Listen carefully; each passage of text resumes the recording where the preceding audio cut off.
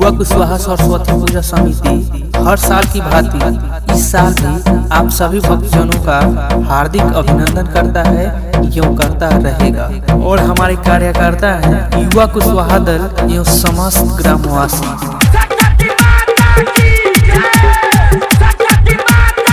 युवा कुशवाहा सरस्वती पूजा समिति पंडितपुर उत्तर टोला सारण आप सभी भक्तजनों का हार्दिक अभिनंदन करता है जो करता रहेगा।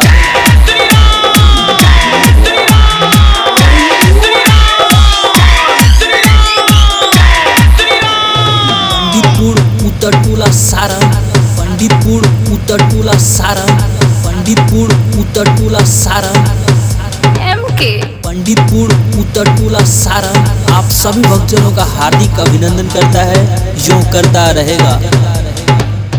और हमारे कार्यकर्ता हैं युवा कुशवाहा दल एवं समस्त ग्रामवासी। युवा कुशवाहा सरस्वती पूजा समिति हर साल की भांति इस साल भी आप सभी श्रद्धालु भक्तजनों का हार्दिक अभिनंदन करता है। पंडितपुर उत्तर टोला सारण, पंडितपुर उत्तर टोला सारण, पंडितपुर उत्तर टोला सारण।